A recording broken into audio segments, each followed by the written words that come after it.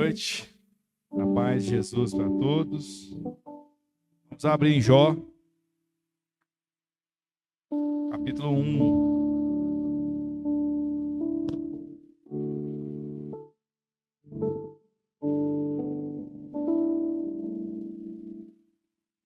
Capítulo 1. Jó, um pouquinho antes de Salmos. Capítulo 1. Diz assim: nós vamos ler bastante para que a gente tome pé da história de Jó. Muita gente às vezes não conhece, né? Havia um homem na terra de Uz cujo nome era Jó. Esse homem era íntegro e reto. Olha o que Deus está falando dele. Temia a Deus e se desviava do mal. Isso é o autor do livro, né? Falando desse Jó. Então há um testemunho inicial de que ele é íntegro e reto, temia Deus e se desviava do mal. Nasceram-lhe 7.000 ovelhas, 3.000 camelos, 500 juntas de bois e 500 jumentas. Esse tanto de coisa aqui, para aquela época, ele era um milionário, né? Não havia tantas pessoas no mundo e para aquilo que era o contexto, era muita coisa. Também tinha muitíssima gente a seu serviço, de maneira que este homem era o maior de todos os do Oriente. Então, da sua região, né? Quando fala o maior do Oriente, é porque o Oriente era onde continha lá as pessoas com maior poder, né? Os filhos dele iam às casas uns dos outros e faziam banquetes, cada um por sua vez, e mandavam convidar as suas 3 irmãs, e comeram e beberam com eles. Eu pulei uma parte aqui, né, irmãos? Eu pulei aqui, que nasceram 7 filhos e 3 filhas, tá?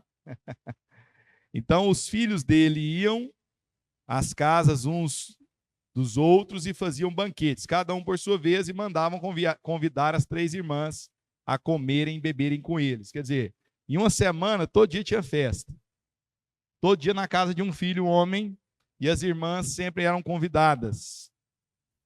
Quando se encerrava o ciclo do banquete, quando lá no 7º dia se encerrava os ciclos do banquete, Jó chamava seus filhos e os santificava, levantava-se de madrugada e oferecia holocaustos, segundo o número de todos eles.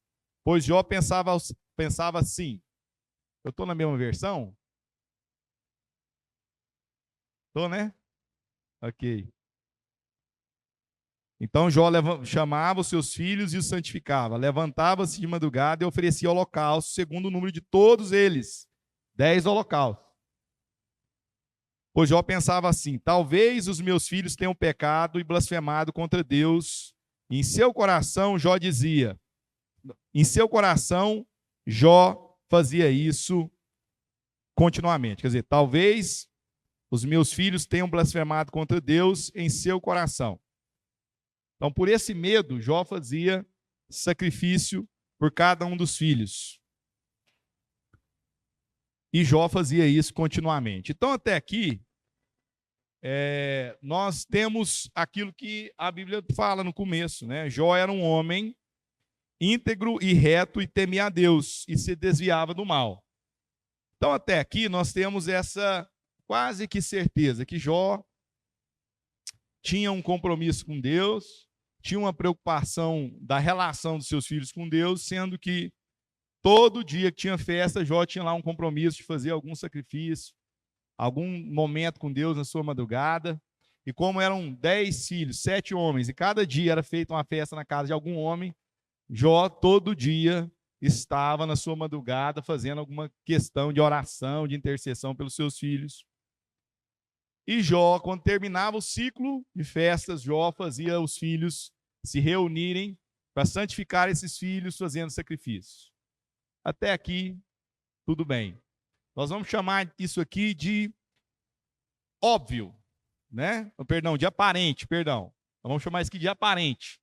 Coisa aparente. Isso aqui está muito aparente, está evidenciando para vocês, certo? Está patente. Porém, acontece uma conversa no mundo que não é esse mundo visível, que a gente está aqui dominando ele materializados estamos, né, nessa vida material, nessa vida corporal. Então, num outro aspecto da vida, num aspecto que a gente vai chamar ela de invisível, nós temos uma conversa, um diálogo, que diz assim no versículo 6: num dia em que os filhos de Deus vieram apresentar-se diante do Senhor, veio também Satanás entre eles. Primeira surpresa, os filhos de Deus foram se apresentar diante do Senhor. Satanás também estava entre eles. Então o Senhor perguntou a Satanás: de onde vem? De onde você vem?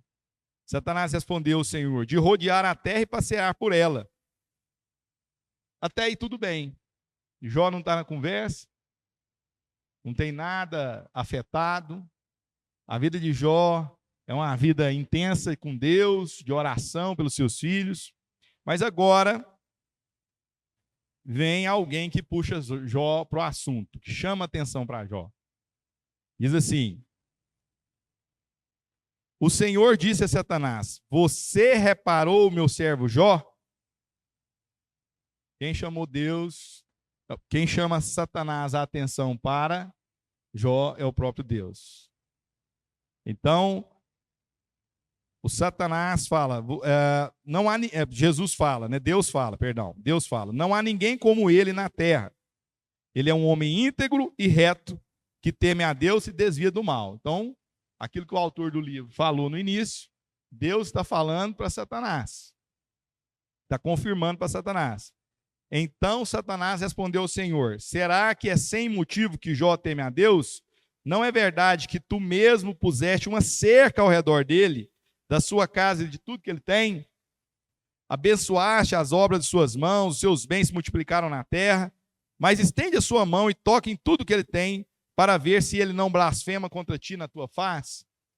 Então o Senhor disse a Satanás: você pode fazer o que quiser com tudo que ele tem, só não estenda a mão contra ele. Então Satanás saiu da presença do Senhor. Então aqui nós vemos que Deus faz um chamado de atenção de Satanás para Jó. Jó questiona se aquela, para Jó, chama atenção para Jó. Satanás questiona se aquela questão de Jó ser fiel não tem a ver, né, com o fato de Deus ter cercado Jó e impedido qualquer coisa ruim de acontecer na vida de Jó. Então o Senhor fala: então, Satanás, vai lá e faz tudo que for necessário, só não toca nele. E aí, nesse texto, vocês vão ver que de um dia, Jó está lá sentado e de repente começa a chegar as más notícias, né, de que tudo que ele tinha foi acabando. Vieram gente, roubaram algumas coisas, caiu fogo do céu, queimou algumas coisas, deu um vento forte, mataram todos os seus filhos. De repente, Jó não tem mais nada daquilo que é citado no início do livro. Então, Jó diz uma coisa muito importante. Versículo 20.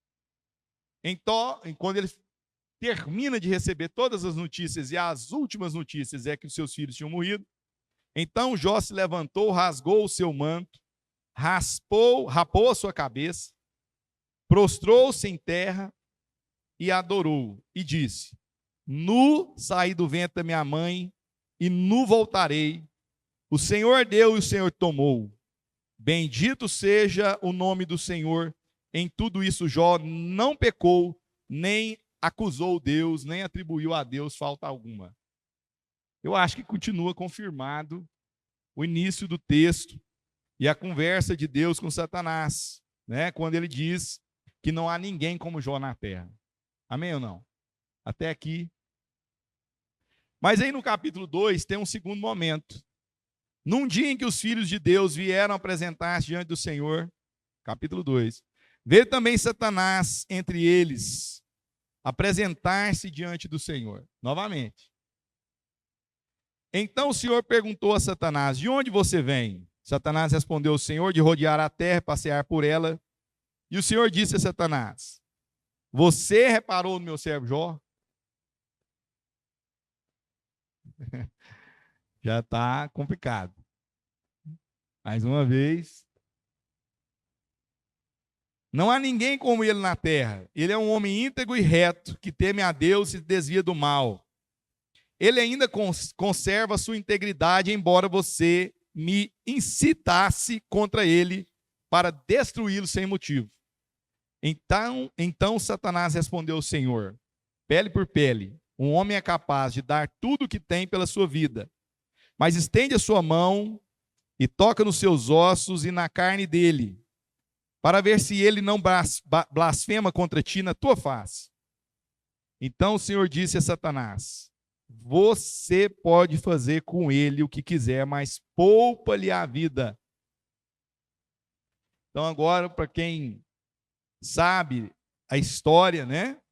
Você vai ver que Jó foi visitado pelo diabo lá por Satanás e imediatamente, né? Lá no versículo 7 diz: Satanás saiu da presença do Senhor e feriu Jó com tumores malignos, desde a planta do pé até o alto da cabeça. Agora ele está com tumores que coçavam, ardiam, né? Tumores graves, tumores, uma doença terrível. Jó, sentado em cinza, pegou um caco de barro para com ele raspar as feridas. Então a mulher lhe disse, agora a esposa de Jó vai falar com ele: você ainda conserva a sua integridade? Amaldiçoa a Deus e morra. Mas Jó respondeu: você fala como uma doida. Temos recebido de Deus o bem, por que não receberíamos também o mal? Em tudo isso Jó não pecou com seus lábios. Aí vai contar aqui que os amigos de Jó ficaram sabendo da notícia do que tinha sucedido com o homem maior do Oriente. Imagina, os homens poderosos ficaram sabendo o que aconteceu com o maior homem do Oriente. Eles foram até lá e ficaram 7 dias e 7 noites calados do lado de Jó. Tem noção da situação? 7 dias e 7 noites calados. Aí, no capítulo 3, o Jó começa um processo que ele vai chamar de amaldiçoar o nascimento. O autor aqui vai intitular de amaldiçoar o nascimento. Ele vai falar assim, capítulo 3. Jó passou a falar e amaldiçoou o dia do seu nascimento. Jó disse: pereça o dia que nasci, em a noite em que se disse, foi concebido um homem. E aqui ele vai quase que clamar, reclamar, questionar por que ele veio ao mundo. Por que a mãe dele, por que as pessoas que estavam trazendo ele ao mundo não mataram Jó naquele dia? Por que ele teve que vir ao mundo? Versículo 11, por exemplo, ele diz assim: por que não morri ao nascer? Por que não expirei ao sair do ventre da minha mãe? Por que houve um colo que me acolhesse e seios para que me amamentasse? Então Jó entra num processo profundo de questionamento da sua vida, esperando que diante de tudo aquilo que ele estava vivendo, aquela angústia sem tamanho, né? Sem semelhança, diante daquilo tudo, ele estava questionando por que ele nasceu. Mas eu quero chamar a sua atenção para aquilo que o aparente não deixa a gente ver, que eu vou chamar de óbvio. Eu vou dizer aqui que o aparente esconde o óbvio. O aparente esconde o óbvio.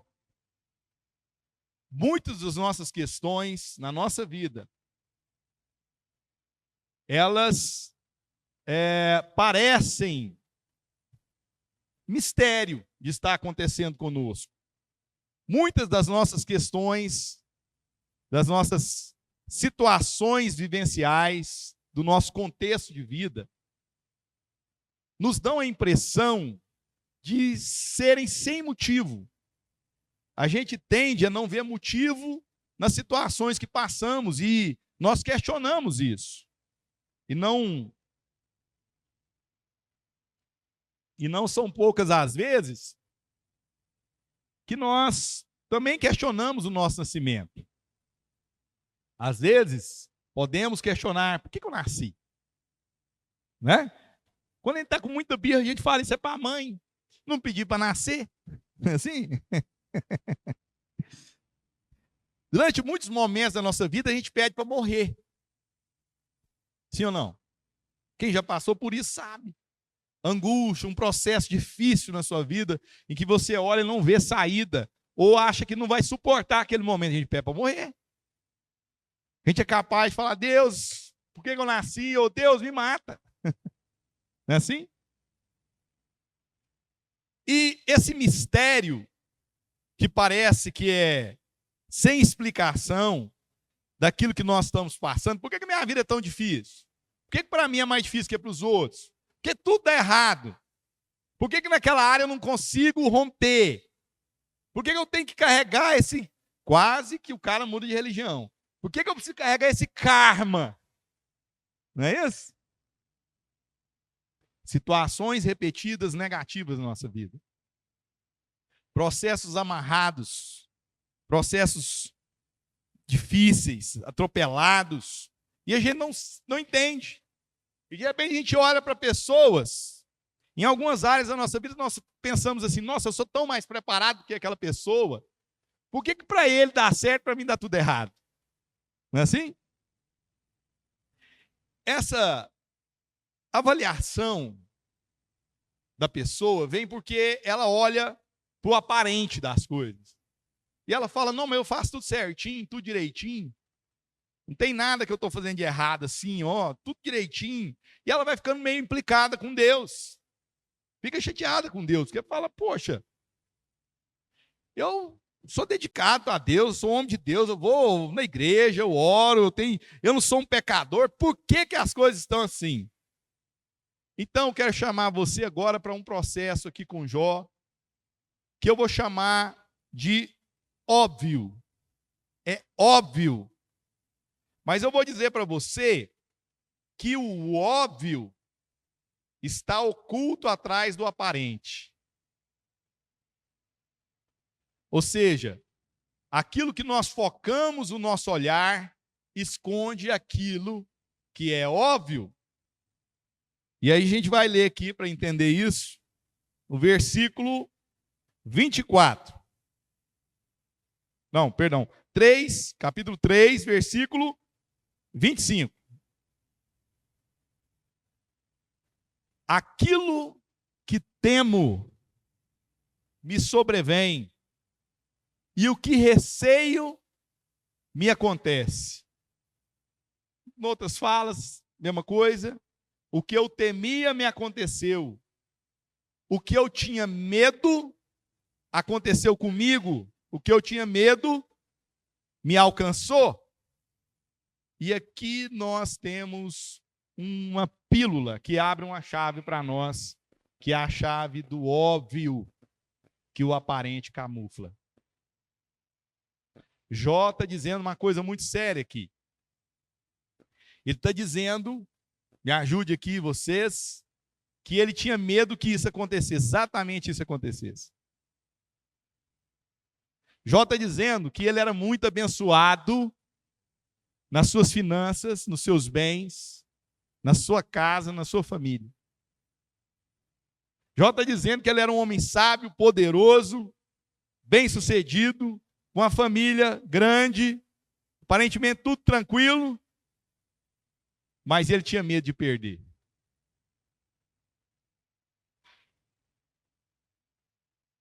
Entende isso? E agora, com essa chave, nós vamos lá para o óbvio da introdução. O óbvio que o aparente escondeu. Presta atenção.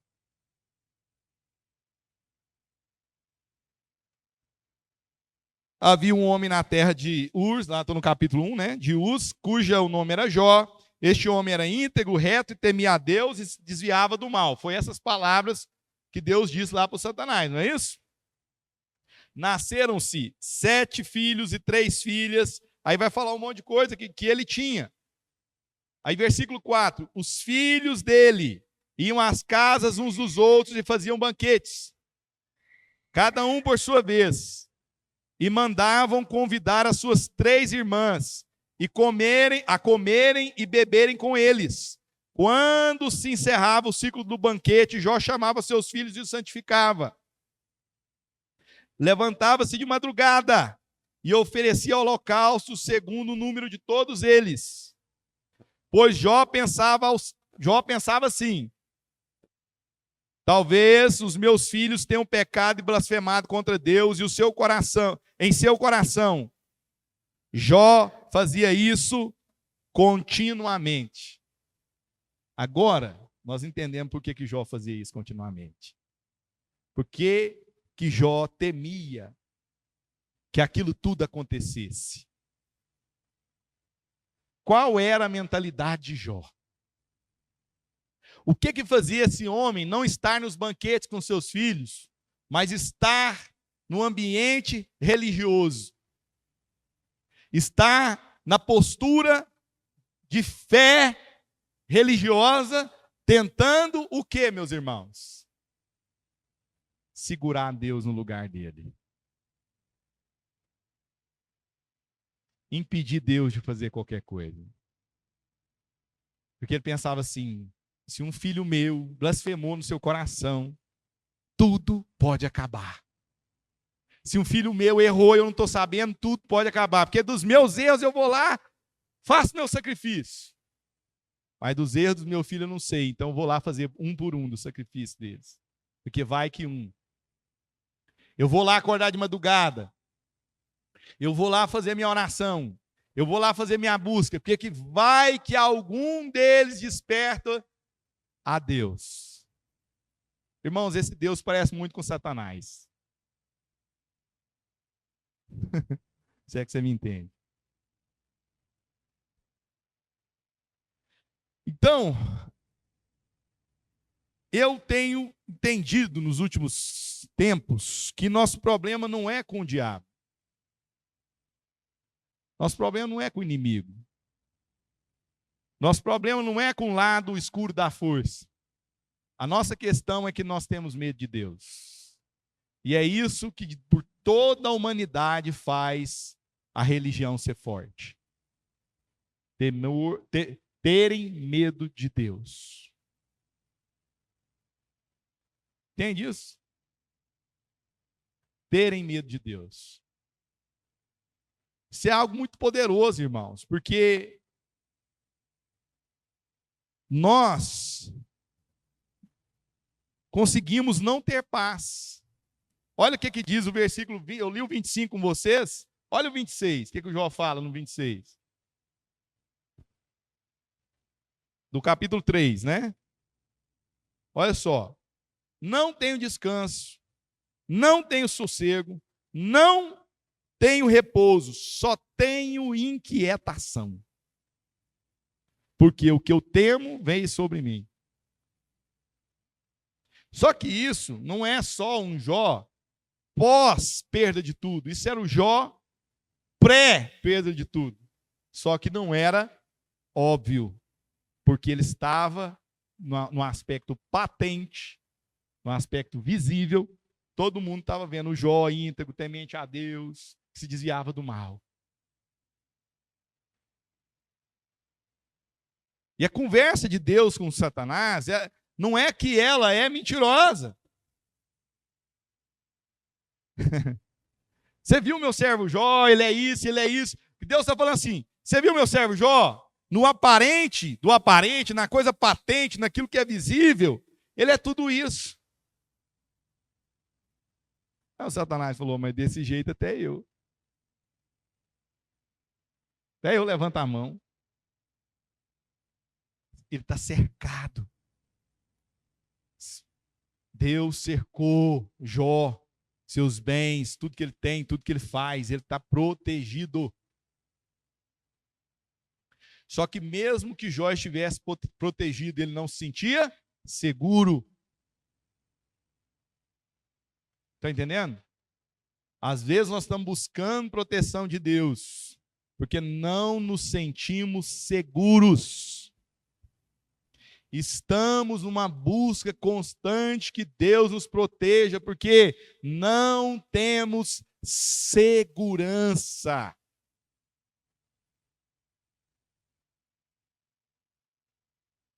Você sabia que na parte emocional, a mãe tem como figura a proteção, mas o pai tem que quebrar a proteção para despertar na criança segurança? O pai tem que pôr a criança em risco. Cai de bicicleta, subir numa árvore, sabe essas coisas que só pai doido põe as crianças para fazer? Para despertar na criança segurança. Porque se formos protegidos, ficamos o quê? Inseguros.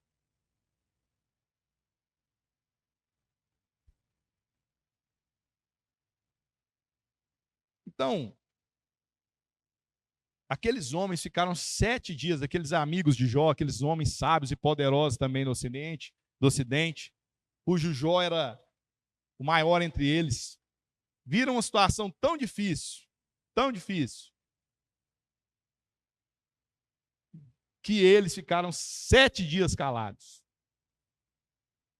Num primeiro momento, Jó disse o seguinte: o Senhor Deus deu, né, ele termina o texto, né, louvando a Deus, falando que o Senhor deu, o Senhor tirou, bendito seja o nome do Senhor. Depois ele fala para a mulher dele: nós recebemos o bom de Deus, não receberíamos o mal. Então ele está tendo consciência de onde vem isso. Só que aí as coisas vão acontecendo. Jó começa uma conversa, depois vem os amigos e começa um bate-papo com Jó. E eu queria ler com vocês aqui o capítulo 9, o versículo 32. Eu poderia ler muitas coisas, muitas pinceladas, mas eu vou ficar mais em coisas que sejam suficientes para a gente refletir. Jó falando: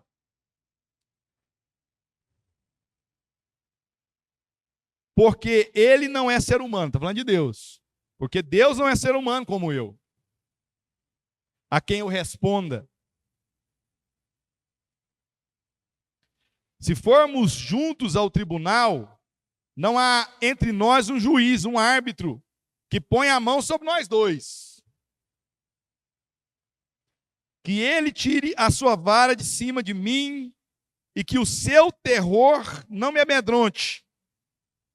Então falarei sem temer, do contrário, eu não estaria em mim. Olha só, olha o que o Jó está dizendo aqui. Olha só, gente, o negócio é que Deus não é gente como eu. Se ele tirar a sua mão pesada de cima de mim, e se tiver alguém que possa ser juiz entre nós dois, aí eu vou falar. E Jó passa o tempo todo se defendendo dos seus amigos, que estavam acusando Jó. Jó, tem algum pecado aí, tem algum erro aí, né? Tem alguma coisa. Essas pessoas também estavam falando do patente, do óbvio, do patente, do aparente, e não do óbvio, porque o óbvio estava escondido no aparente. Entende isso? Então, meus irmãos, muitas coisas da nossa vida, situações das nossas vidas, tem a coisa aparente, tem a coisa palpável, que você quer olhar para as coisas palpáveis, mas os sinais das coisas óbvias estão obviamente lá. Mas você não quer ver. Muitas vezes uma situação terrível acontece na vida das pessoas e nós perguntamos assim: mas você não sabe? Estava na cara, né? O dia eu estava atendendo um casal, eles me contando a história lá, teve um adultério. A pessoa que adulterou era um empresário, e a esposa uma advogada. E esse cara adulterou demais, bagunçou demais. E essa mulher que falou, né, claro, no começo bastante, falou bastante. O cara pôs um boné quase que escondendo a cara assim de mim, ficou lá meio sem graça, e ela fazendo aquela defesa como se fosse diante de um juiz que tivesse decidido que o cara estava condenado, entendeu? Aí quando ela falou uns 20 minutos, eu falei assim, minha senhora, só me desculpe, mas eu não atendo vítimas. Eu não posso atender a senhora. Ela deu uma tremida, assim, um negócio. Como assim? Você está falando que eu que sou a... Não, eu falei, não falei nada. Eu só falei que eu não atendo vítima, porque vítima não tem o que fazer por ela.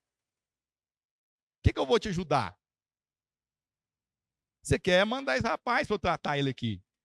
Aí eu brinquei, né? Então eu sou um psicólogo meio doido. Eu até xingo lá, sabe? Um pouquinho para quebrar as realidades espirituais do povo, sabe? Esses crentez, esses... Né? No caso deles eram católicos, assim, bem pentecostais. E eu, né? Esse cara aqui, esse miserável aqui, isso que presta não. Aí, ó, cara de safado, bandido. Mas eu não atendo vítima. O cara assustou também, né? Mas não atendo vítima, não tem nada a fazer para a senhora, porque só quer me entregar ele para consertar ele. E isso não vai resolver seu casamento. Aí ela argumentou, eu falei assim, quem esfregou na sua cara essa traição? Aí acho que ela entendeu o que eu quis dizer e deu uma murchada. Fulano, que tá. Pois é, e quando você viu, quando você soube disso, você não percebeu que estava na cara? Sabe por quê? O patente, o aparente esconde o óbvio. Entende? E muitas vezes as questões internas do nosso ser são óbvias, mas a gente quer ver nas questões externas do nosso ser.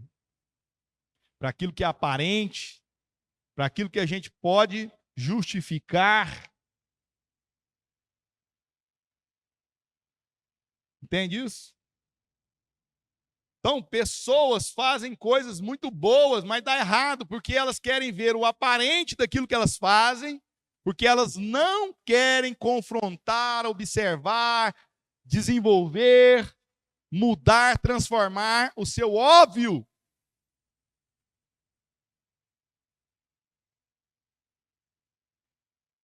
Às vezes só tem chance quando a dor é muito grande. Quando um problema muito grave acontece. Eu chamo assim, quando ela tromba com a Scania. Às vezes aí ela está disposta a ver o óbvio. Até então ela se justifica no aparente.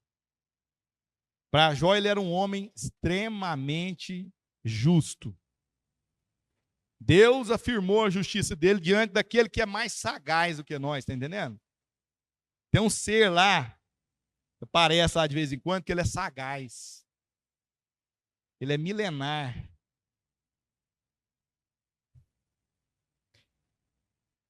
E essa conversa, para mim, ela é muito interessante, porque os filhos de Deus estão se apresentando, e ninguém pensaria que os filhos de Deus se apresentam diante de Deus e que Satanás está no meio deles.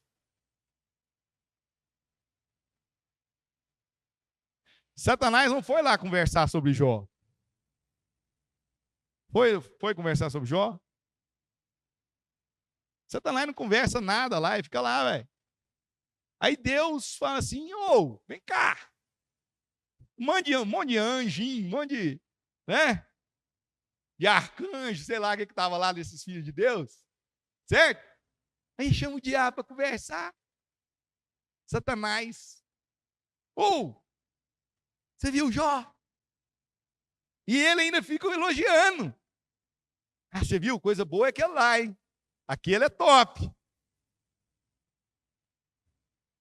E o sagaz do Satanás sabe exatamente o que passa dentro de nós. Não é porque ele lê seus pensamentos. É porque aquilo conhece de emoção pra caramba. Entende? Então, Jó, como musculatura de defesa, ele se tornou um homem extremamente bom no que ele fazia. E para dar uma empolgação emocional, extremamente religioso e orador, vamos chamar assim. Orador é falador, né? Mas eu quero usar o orador como falador com Deus. Um homem de uma vida espiritual enquanto ele está bombando. Nada parecido com o que está acontecendo hoje no Brasil.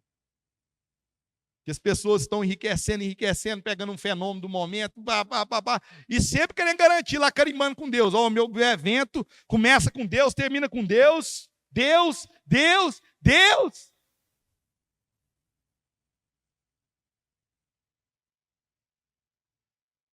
Porque nós queremos o Deus que nos protege. Nós queremos o Deus que nos garante. Mas não queremos o Deus que vai nos fazer passar por processos que nos complete, que nos tornem seguros e plenos. Ou seja, queremos morrer meninos, queremos morrer infantis. Não queremos falar como Paulo. Eu soube passar coisa muito boa. Eu soube ter sucesso, fama, dinheiro. Mas eu soube também passar as coisas mais difíceis. Privação, dificuldade. Ficar escondido, as pessoas não me perceberem.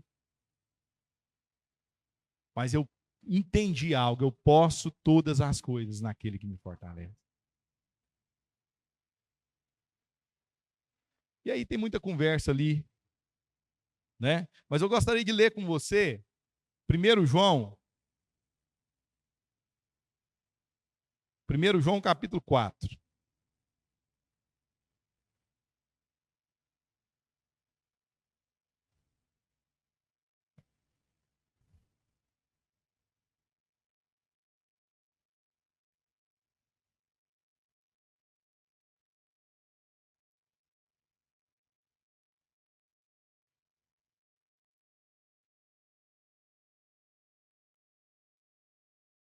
Versículo 16. E nós, versículo 16, e nós, 1 João, tá? Primeira carta de João. E nós conhecemos o amor e cremos no amor que Deus tem por nós. Deus é amor. E aquele que permanece no amor permanece em Deus e Deus permanece nele. Nisto, o amor é aperfeiçoado em nós, para que no dia do juízo mantenhamos confiança. No dia do juízo mantenhamos confiança. Vou chamar isso de segurança. No dia do questionamento, no dia do desafio, no dia que vier juízo, nós mantemos segurança. Pois, assim como ele é, também nós somos neste mundo. No amor não existe medo, pelo contrário, o perfeito amor lança fora o medo, porque o medo envolve castigo, e quem teme não é aperfeiçoado no amor. Nós o amamos, porque ele nos amou primeiro. Sabe, irmãos? As pessoas falam assim, o amor vence o medo. E tem razão, o amor vence o medo. Mas qual é o amor que vence o medo? Como é que é essa história? Eu quero dizer para vocês, sentir-se amado é o que vence o medo. Melhor, saber-se amado é o que vence o medo, porque nem sempre nós estamos sentindo. Sabe o que vence o medo?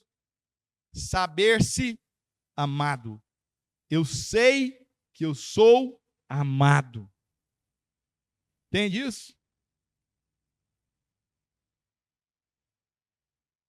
Eu sei que eu sou amado. Porque só isso pode explicar para nós Jeremias 29, 11, salvo engano, que fala o seguinte: eu é que sei o pensamento que eu tenho a respeito de vós. Pensamento de paz e não de mal, de fazer o bem. Aqui é rápido, ó. Eu é que sei os pensamentos que tenho a respeito de vocês, diz o Senhor. São pensamentos de paz e não de mal, para dar-lhes um futuro e uma esperança. Só isso pode explicar esse texto, diante da cena de Jó. É saber-se que não importa a circunstância que vem, eu me sei amado, eu sei que eu sou amado.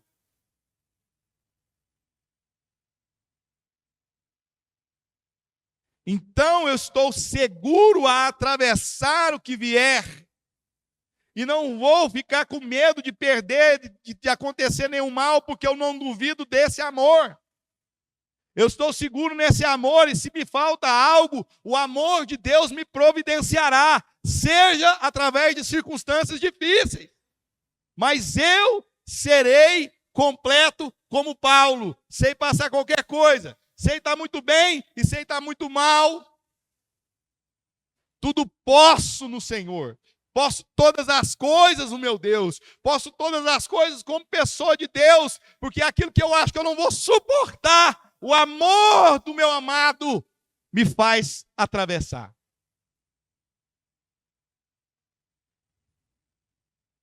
Então, meus irmãos, nós precisamos urgentemente entrar num processo de vencer os nossos medos conhecendo o amor de Deus. Olha o que diz aqui no capítulo 3 de Efésios.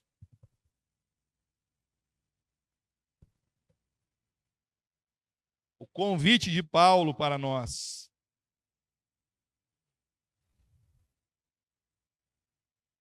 Versículo 17, capítulo 3, versículo 17 de Efésios. Nós vamos até o versículo, até o final, né? Até o 21. E assim pela fé, que Cristo habite no coração de vocês, estando vocês arraigados e alicerçados em amor. Isto para que, com todos os santos, vocês possam compreender. Não é entender, presta atenção. Não é entender. Isso não tem a ver com o cérebro.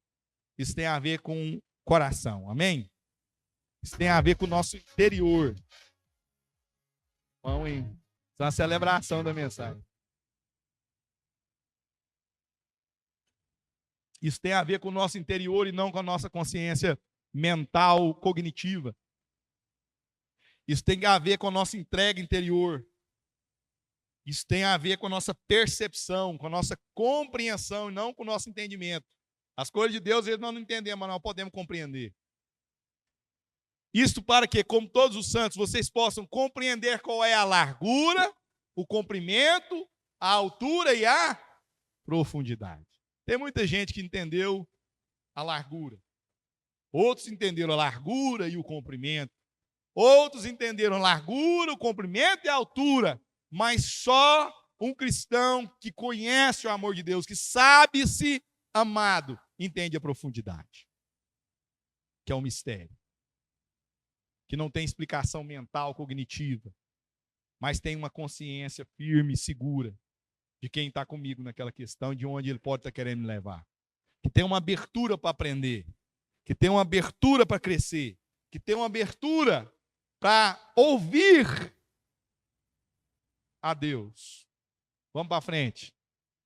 E conhecer o amor de Deus. O amor de Cristo. Que excede todo entendimento. Então não tem jeito de entender. Tem jeito de conhecer. Como quem vivencia. E não entender como quem intelectualmente tenta entender. E conhecer o amor de Cristo, que excede todo entendimento, para que vocês fiquem cheios de toda a plenitude de Deus. Ora. Então, presta atenção. Conhecer esse amor me enche da plenitude. Eu não fico esvaziado. Eu não fico apequenado. Eu não fico diminuído. Eu não fico fragilizado. Ora, aquele que é poderoso para fazer infinitamente mais do que tudo o que pedimos ou pensamos. Presta atenção.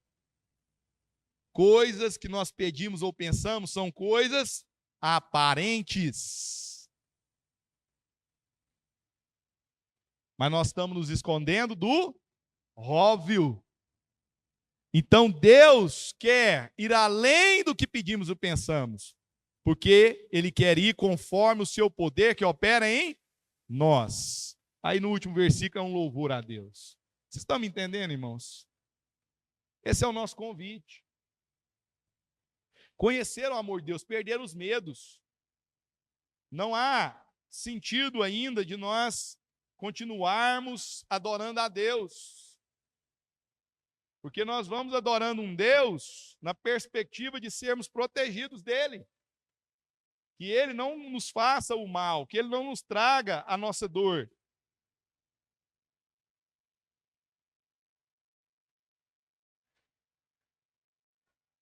Aí eu queria ir com vocês, para encerrar, em Jó 38.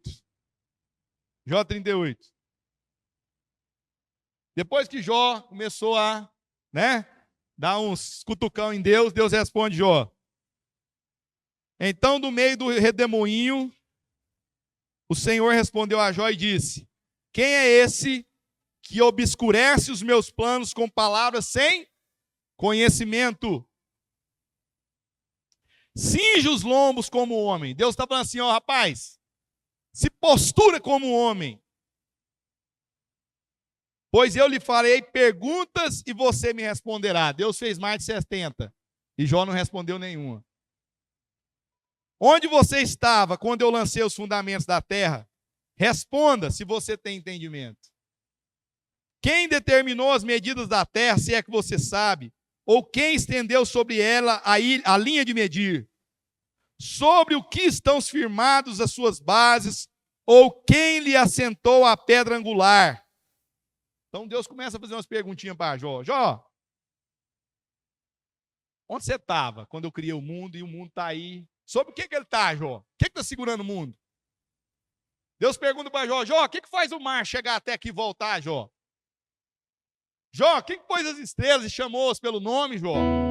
Entende isso? E depois dessa conversa, Jó fala uma coisa forte aqui para Deus, né? Cadê, ó? Jó responde, cadê?